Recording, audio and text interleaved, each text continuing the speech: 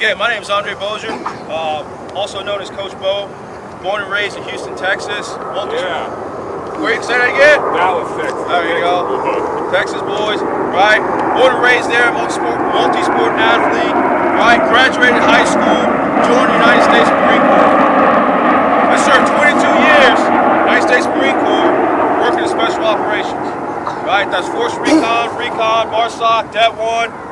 I've traveled all over the world. I've been in teams as small as 2-man teams to 100-man assault teams. I've been to some of the toughest schools the world has to offer. I've jumped out of airplanes at night, 25,000 feet, with oxygen mask on. I've dove all the oceans all over the world. I've built explosives. I can shoot, hit my target from any direction, no matter how far, how close I am. I've had to learn multiple different languages, none of which that I am fluent in. All right,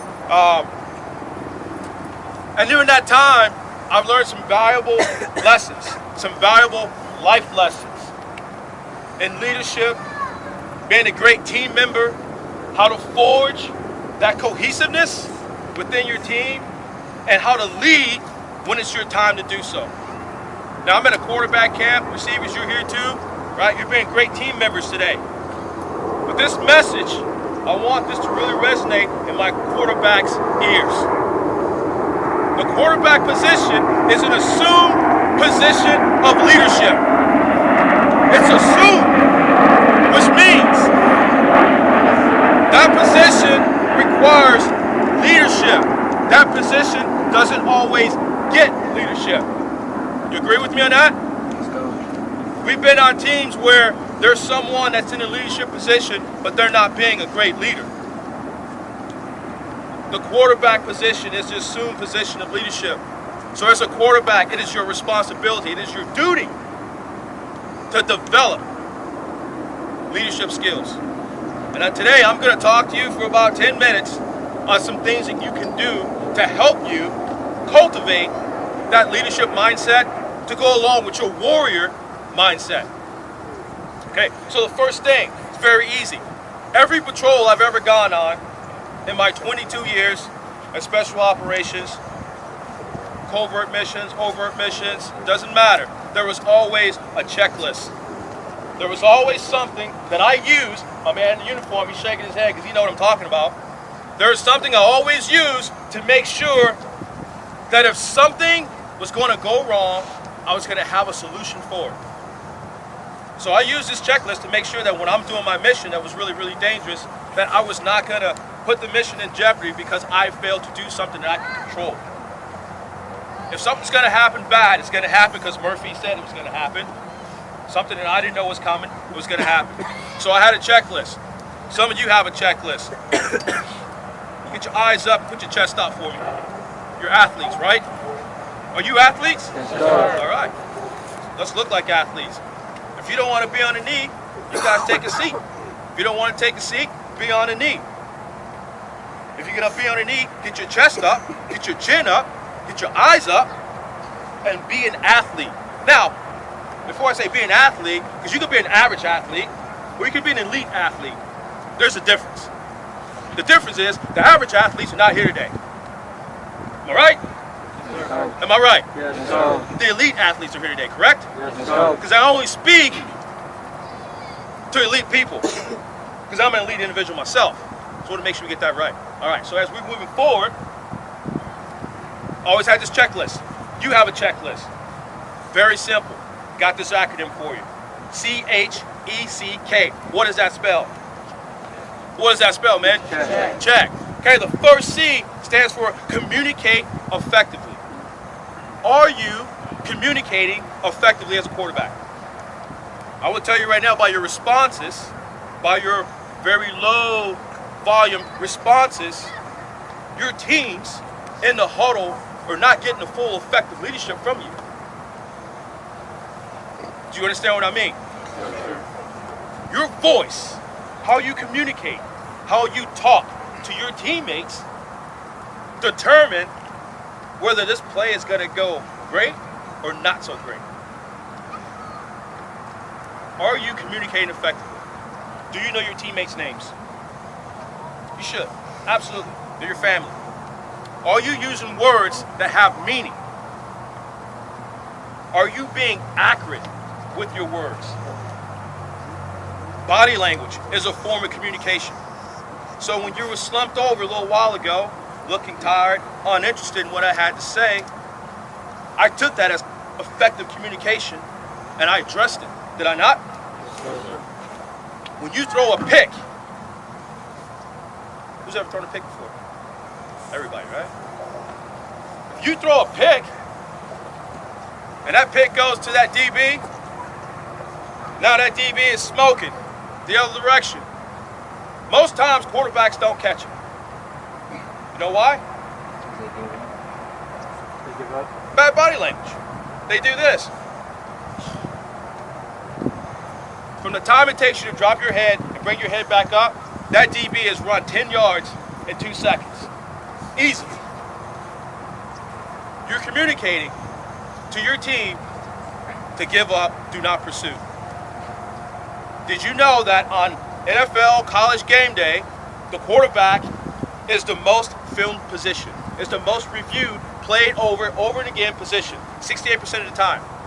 Your position is shown on TV 68% of the time. So your actions, your body language, everything, it influences your team, your coaches, the school, the fans, everything. Are you communicating effectively? That's the first thing. You got to ask yourself that. You want to be an effective communicator. The second thing, we have an H, right? We have a C, now we talk about H. Are you humble? Are you humble? Do you remember, what's your name? Noah? Noah, do you remember the first time you threw a football? Did you throw that football with the same velocity and precision that you throw now? No, you did not. Humble. Remember where you started. Remember where you started. Never forget where you started. And be thankful for where you are right now, Noah, right? Are you thankful for that? Absolutely. And man, if you remember that all the time, you will be thankful for where you are. And you will be humble. Be humble. In my profession, I didn't have to beat my chest and let people know I was special ops. Matter of fact, that would get me killed. I don't go out town like, hey, I'm, special ops. No. ISIS might try to find me, right? Be humble. I know who I am. I know what I've done. I'm thankful for it. That's it. I have a party inside my heart. Right? So that's H. E. Are you enthusiastic? What does enthusiastic mean to you? What's your name? Justin. What does enthusiastic mean to you? Excited. Excited. Someone give me another answer. Speak up, man. Give me another answer. On point. Encouraging. Encouraging. Another one more. Energetic. Right? That's enthusiastic. You guys are out here, you should be full of energy, full of life. Are you inspired? You have the best coaches. Some of the best coaches in the country on this field with you. Are you excited? Yes, sir. My hand's shaking. I'm excited. Enthusiastic, man. But you don't need these coaches from all over the country coming here to make you excited. You should be excited because you get to play this game. You should be inspired. Now, you're inspired. Now, who are you inspiring? As a quarterback, who are you inspiring? Your teammates. Who? Your teammates. Your teammates. Every day, man. Every single day. You have to inspire. You have to get up, put your stuff on, get to the field, and inspire. No one will play this game on 4 flat tires. They do well. We got it? So we got the C. What's the first C stand for? What's the first C stand for? Communicate effectively. Loud. All right? What's the next letter? Humble. What's the next one? Enthusiastic. We have another C, correct? Are you courageous? Are you courageous? Football is the second most violent sport in America. Hockey being number 1 because they have these things on their feet that if they touch you, you get cut and lose something. And then they have a stick that they get to hit people with. Anybody disagree with that? Yeah. Hockey players, I give it up for those guys. So you have to have courage to play this game. You have to have courage to play it as a quarterback. With your eyes up, looking downfield. and trusting your teammates to protect you so you can deliver that accurate precision shot. You got to have courage. You also have to have courage to do the right thing at all times. When your coaches are looking and when your coaches are not looking, what are you doing? What decisions are you making that affects your team? You have to have the moral courage to do what's right all the time. You have to be courageous, man. You got to have the courage to tell your teammate to speed up. Have the courage to tell your teammate to be on time. Have the courage to tell your teammate to wear the right uniform to practice. Is that a problem most of your teams? Is that a problem most of your teams? You have to have the courage to change that. Hey, last thing. Hey, are you knowledgeable? Do you know everything you need to know about your position? Do you? Raise your hand if you know everything you need to know about your position. So if you don't know everything you need to know about your position as a leader, and also as a leader, it is required that you know everything about everybody else's position on your team. We have a long way to go, don't we? Leadership never stops. Leadership is a contact sport, man. It cannot be taught in a book.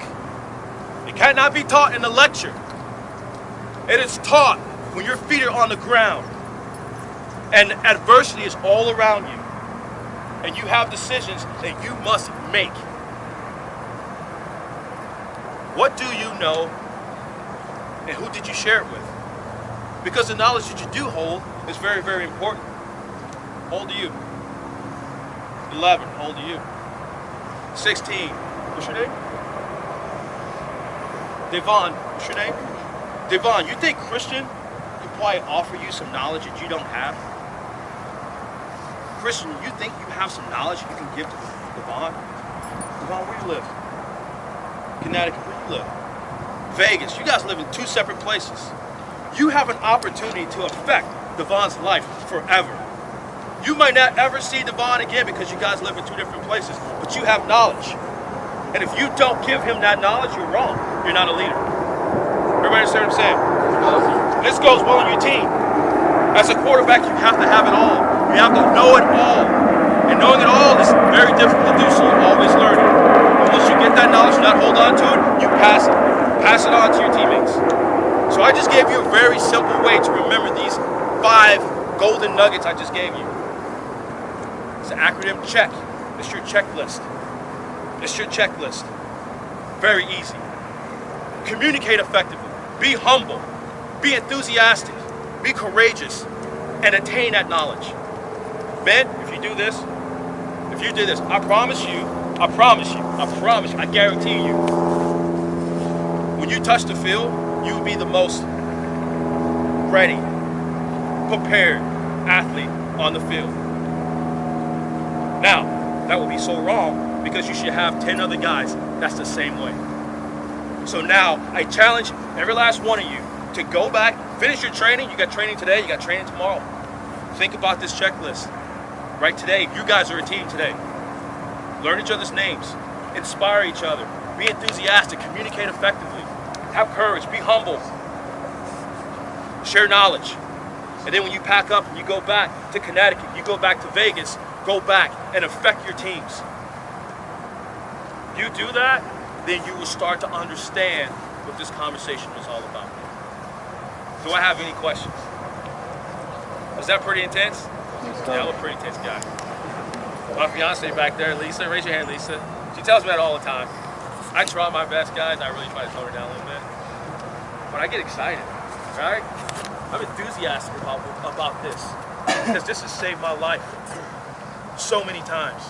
And it saved the lives of my friends so many times.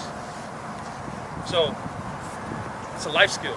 It's a football skill too, but it's a life skill. So take it.